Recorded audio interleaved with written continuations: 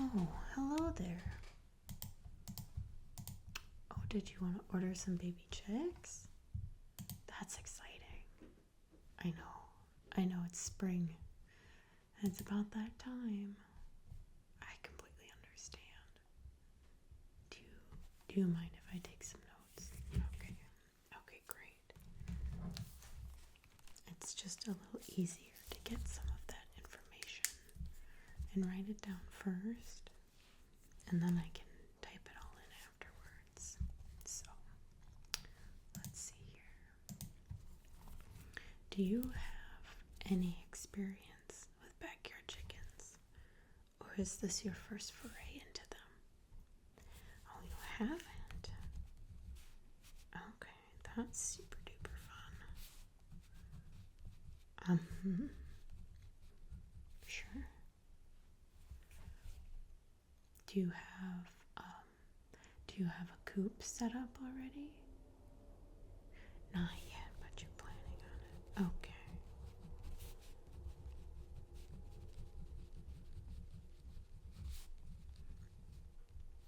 Do you know how many chickens you'd like to have?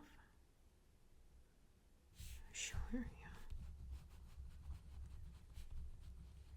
Yeah, that's a good starting number. I think you'll find that chicken math is a thing. And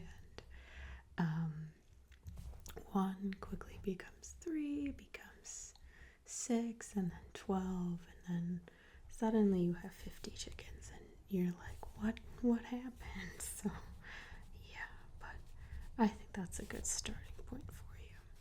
Just, I guess my only piece of advice would be, since you're in the beginning stages of the coop planning, maybe just, bigger is better. I think that might be a safe bet. Yeah.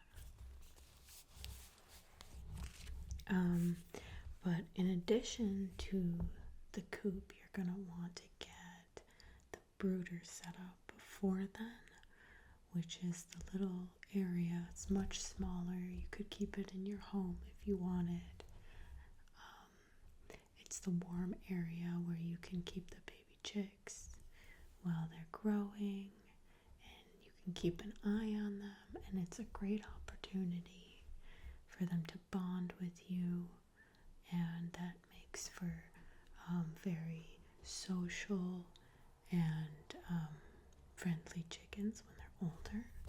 So I would highly recommend that you get a brooder figured out. Okay, so let's talk about a brooder setup. So the brooder is where the baby chicks will spend the first few weeks of their lives, probably in, well, I say probably, of course, but could be in your house, it could be in a garage, it could be in your barn, if you have a barn, or perhaps a workshop, something to that effect, somewhere inside, protected from the weather and predators, because they're going to be itty bitty little things and you want to keep them safe, right? So it'll start with a container or an enclosed area kind of a deal, such as like a dog exercise pen, like one of those black foldable wire X-pen things, or I've seen storage totes used, like large ones, and then you can cut out a window from them. Another option would be to build one out of plywood, or they have like foldable, collapsible ones I've seen. Anyway, the point is there's a lot of options for your basic, or for your base brooder, and then you'll want to make sure you have the basics, which is food, water, heat, and bedding, right? You want them to feel safe bigger and to have their needs met. So what I would make sure that I have are a feeder. This is a great chick size feeder. So you put the feed in the top here. It goes in here and then it fills up this part. And they peck in here. And sometimes when they're brand new, they don't really know how to eat yet. So you kind of have to show them. And just by doing this, and there's feed in there, they'll get it, they'll figure it out. And then in addition to a feeder, you will want a waterer. So it's the same type of situation, but this one holds water.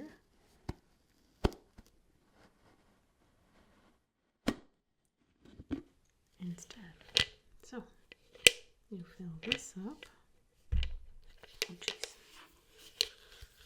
So you fill this part up. You put this on top of here. And then you flip it over.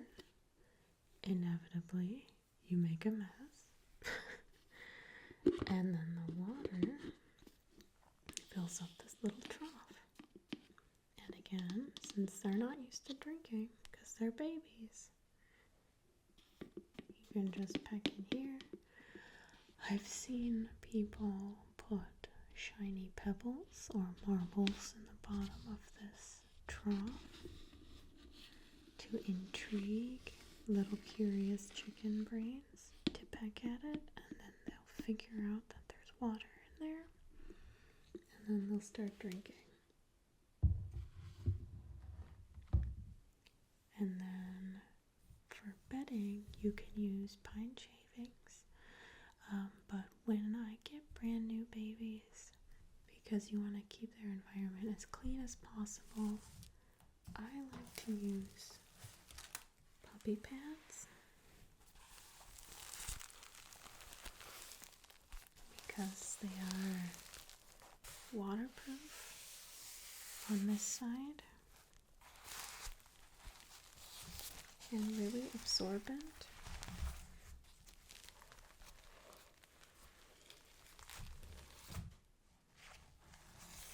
On this side, which is great. And then you can get them in a lot of different sizes. And you can get them to fit like your storage tub if that's the option you've chosen for your brooder. And then when you want to clean up, all you have to do is fold it up.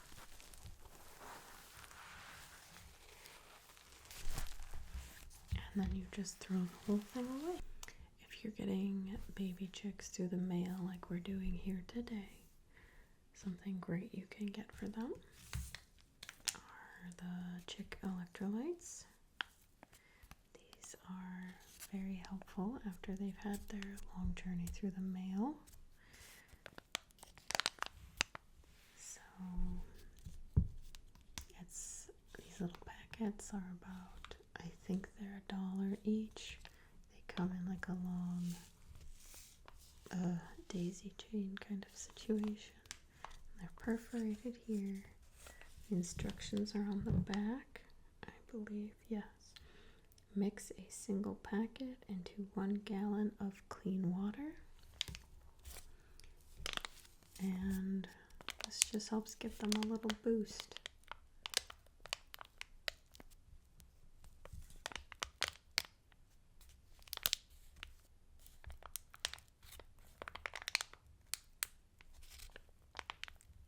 You can also get these at the farm stores. There's this one that says electrolyte, and then there's usually another one that also says probiotic on it. You can get both and mix them together.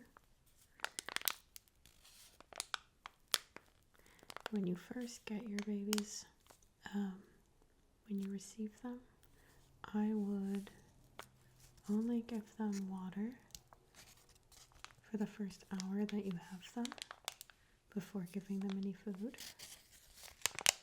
to avoid what's called pasty butt, which is like they get runny poops and it sticks to their little bums and it can cause a blockage.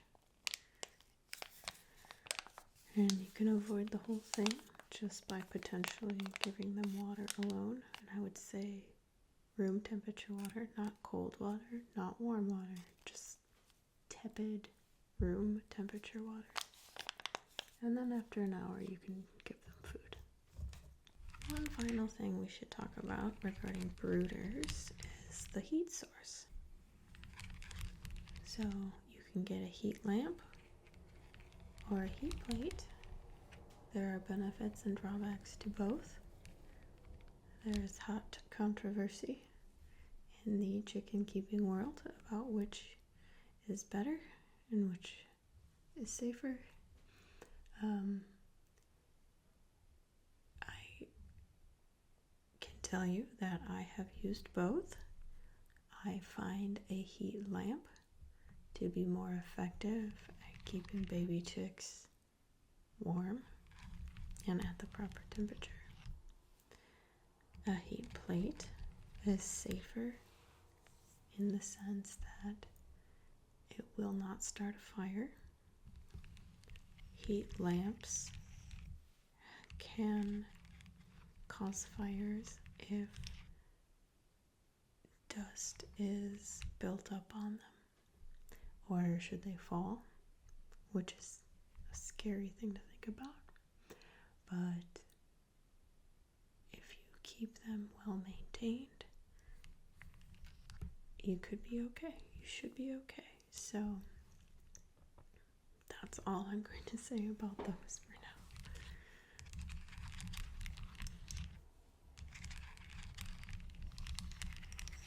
Yeah, I understand you. Do you have any questions at this time? No? Okay. That sounds great. So then, let's go ahead and go to a hatchery website, shall we? There are lots of options out there to buy baby chicks online, which sounds pretty wild when you think about it.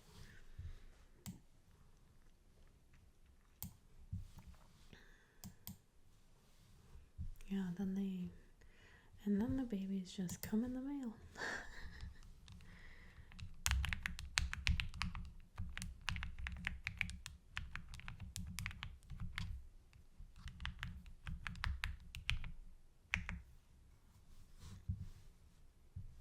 It's very fun to get baby chicks in the mail.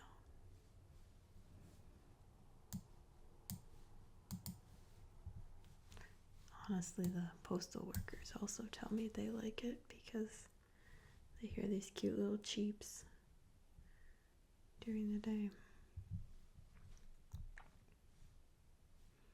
And if you didn't want to buy them online, by the way, you can go to a farm store during the spring, and throughout the summer usually you can get them in a store if you didn't want to mail them, which can be beneficial because then you don't have to buy as many, because there are often minimums on online orders. There can also be small order fees through an online hatchery. The downside, of course, is that there's not as much of a selection in a store as there's going to be on an online hatchery. But you'll get them a lot faster through the store, and then you don't have to ship them. So, okay, let's go ahead and make an account, shall we? What is your email address? Okay.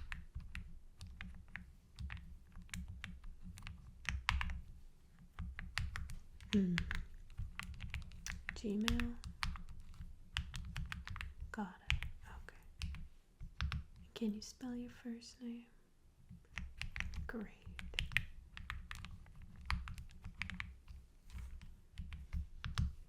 How about your last name?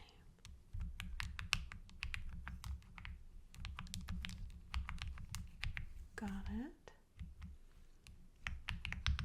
And your phone number?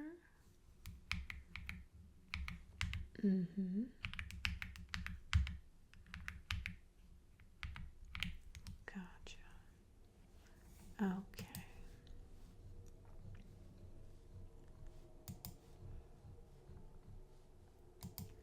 So this hatchery appears to have a 3-chick minimum, as I was mentioning before.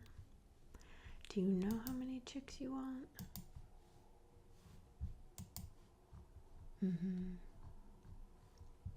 Oh, that's right. You did tell me that. I'm sorry. Oh, you can get distracted on these websites because they have more than just baby chickens. Have you considered what color eggs you might want? I know. You can get blue eggs, green eggs. You can get light brown or dark brown. Sometimes you want to think about that. I can tell you, I never thought about that until I started seeing all these eggs coming in from my chickens. And they're in this beautiful basket on my counter. And then I'm sitting there looking at them and thinking to myself, well, I'd really like some more blue ones, or I'd like some more white ones. And here we are trying to find chickens laying the colored eggs that I want. It's pretty silly. I agree. Let's just start with, how about some of these?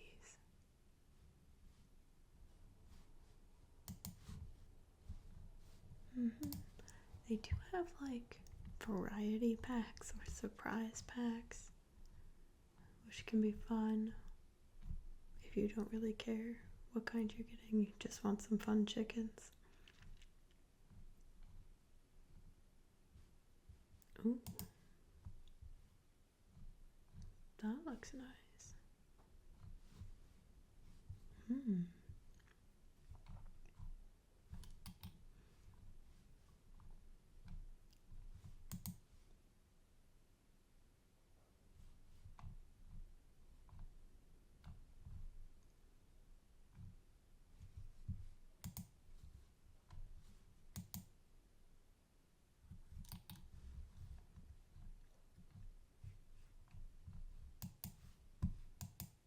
Another thing you could think of is, do you want these chickens just just to be a pet? Do you want them for egg production? Do you want them for meat production? Or do you want them to be dual purpose? There's a lot of reasons you might want to get backyard chickens. Well, the difference, we can talk about that a little bit. So if you're going for eggs, you might want some breeds such as a Rhode Island Red or a Leghorn. They lay a lot of eggs. Or on the other side, if you want a meat bird instead, you could get a Cornish cross, a Brahma, or a Jersey Giant. They are birds with larger muscle on them, so they're more conducive for meat production. If you get Cornish cross, however, they are definitely a bird that is not meant to live a long time. They've been bred to grow a lot of muscle in a very short time span, and it's actually not good to keep them alive past, I think it's 14 weeks old, because their poor little bodies can't handle it. So, but I don't think that's why you're here today. So, if you want to do meat birds at another date, we can certainly do that. But yeah, okay, sure. Yeah, we can talk about that another time. There are such birds as that are like for both purposes. You could get Brahmas or Orpingtons. They do a fair amount of egg laying, and they have good body composition if you wanted to use them for meat later as well. Another option to consider for reasons you may want to get chickens is their temperaments.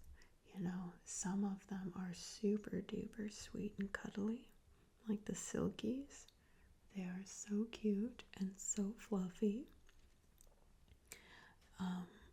I personally have a speckled Sussex named Adelaide who is the funniest little chicken. She is so personable. She just wants to be loved on when you go out to visit her, and she knows her name. She comes right up to you, and if you ignore her, she's not having it. So that's funny.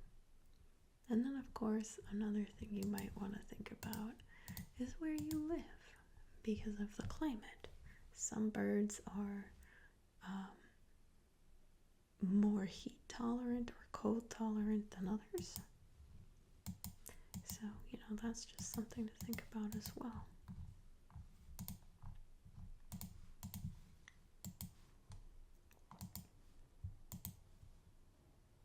Okay, sure. Yeah. Alright, we'll get you some of those.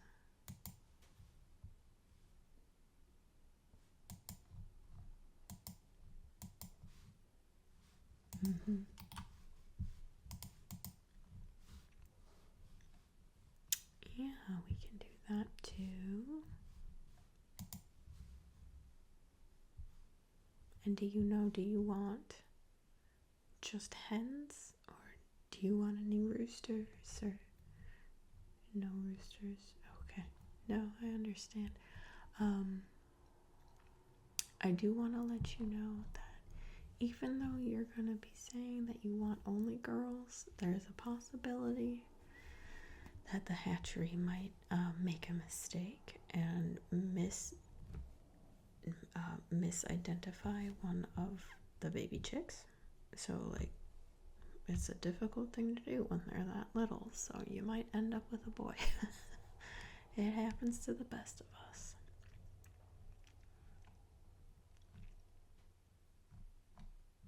Also, on one of the hatcheries, they'll give you a free baby chick as like a promo, and it's like 9 times out of 10 it's a rooster. Just to warn you, like, I have one of those, and he's the best rooster I think I've ever had.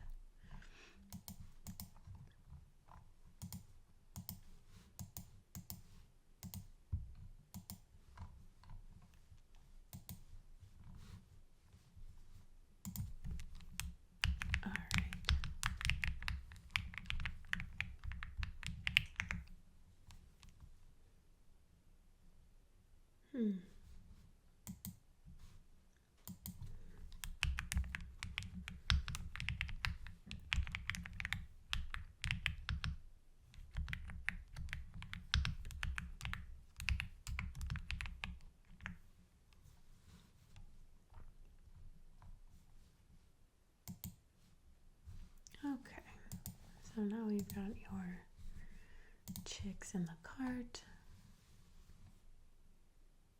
Do you know which post office you'd like them sent to?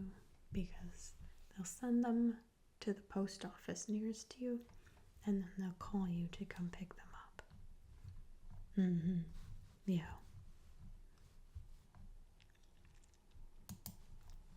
Sure, yeah, we can do that. Okay. Oops.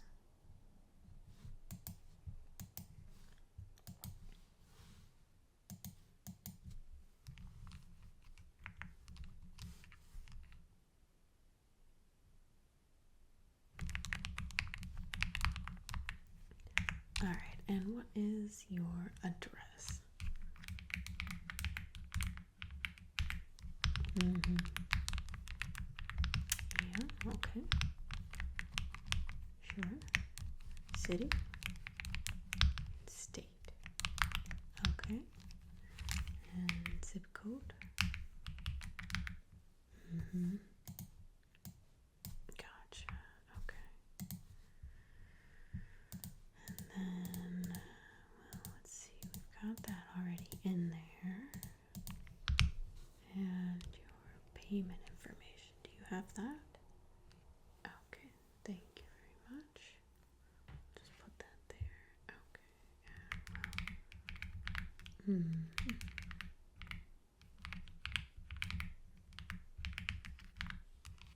I'll just flip that over. Okay. And right. All right. Thank you very much.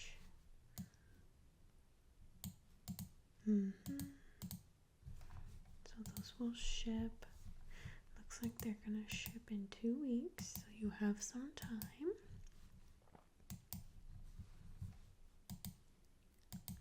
Great, let me just write down your confirmation number for you.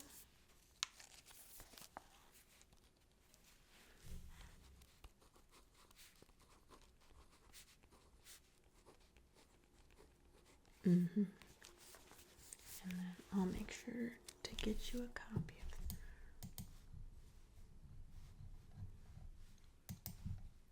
So let's say they're going to ship on Monday in the next, in 2 weeks on a Monday is what I mean.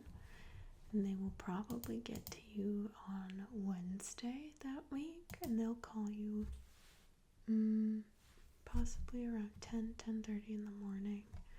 And then you'll want to go pick them up right away, bring them home. Oh, I forgot to mention, set your brooder up the night before you're planning to have to pick them up. Get your heat going. If it's the heat plate, the heat lamp, get that figured out ahead of time. Let me find, what was that?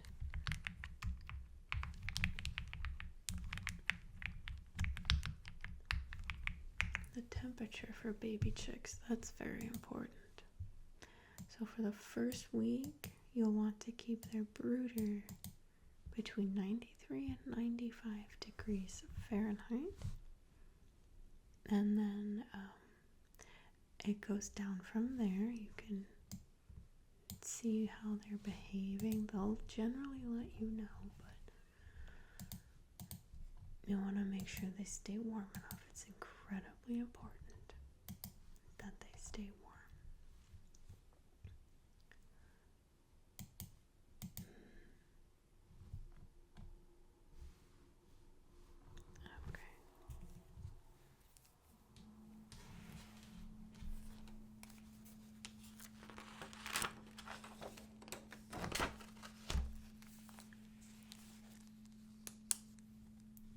Okay, so we talked about the brooder. We talked about the feed and the waterer. We talked about that. The temperature. We talked about that. Okay, we got that figured out. And we talked about that. Okay, I think that's pretty much it. Are you excited? I'm excited for you. This will be so much fun. And then when they're old enough, they're going to give you so many eggs. much fun in the backyard. It'll be great. I know. It's very exciting. Very exciting, yes. Definitely. Okay, so. Alright, well, I think that's about it. So, if you don't have any more questions, I think we're all set and you're good